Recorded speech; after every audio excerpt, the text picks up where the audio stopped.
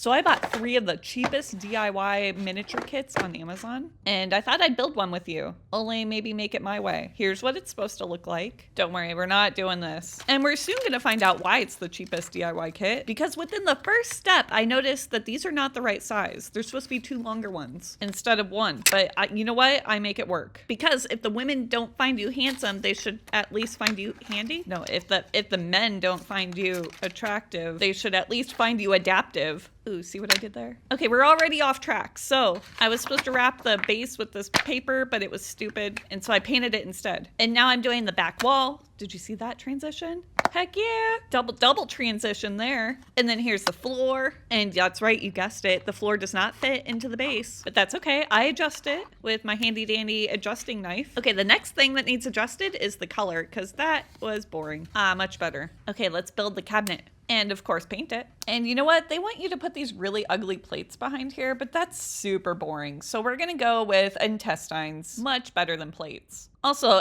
they wanted me to cut plates out of paper. That's not gonna look right. In fact, they wanted me to cut a lot of things out of paper, but I opted to not do that because no. Okay, so we got our back wall and our floor. Now it's time for the cabinet. And look at this. They want us to wrap the countertop with this paper? No, it looks the same. Like, tell me that those colors are not the same. Ridiculous. Although we do need the sink. And then I gotta install the sink in my countertop hole, and then install my countertop on top of my cabinets. But everything's looking a little too clean. You know I like to make things dirty, metaphorically and physically. And look at that, it looks pretty good. So now they want me to add handles to the drawers, which involves removing this plastic on this wire. Okay, first off, how did they expect me to do that without a wire stripper? And second, why didn't they just give me wire without a coating? It's not like we use it later. I am 100% convinced that they did not expect us to actually add these handles because they're impossible. I struggled with these handles so much. I was supposed to put like 7 more handles on, but I opted not to.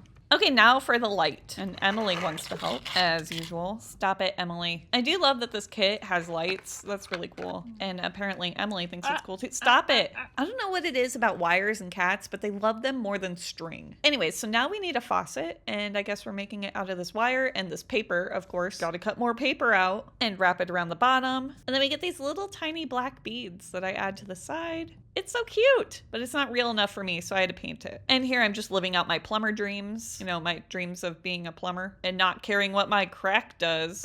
Okay, and then now I'm making some flowers. And you guessed it, out of paper that they're making me swirl around, but it looks nothing like the picture. Look at the picture. I guess I lack the flower twirling skills. And then they were gonna make me add these leaves, but they looked really lame, okay? So sue me, I'm going rogue, I'm doing my own thing.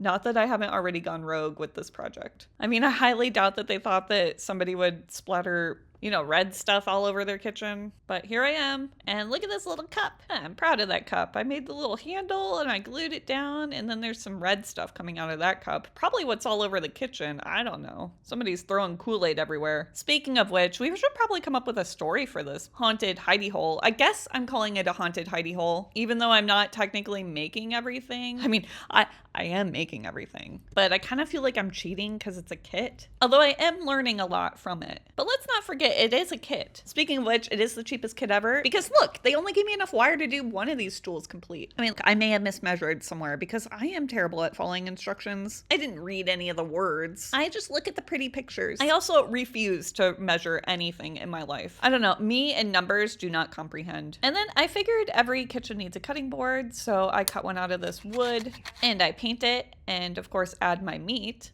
And then I realized that the kit actually comes with a cutting board, but you have to cut it out of, you guessed it, paper, which I've seen some flat cutting boards before, but not that flat. That would definitely ruin our brand new countertops.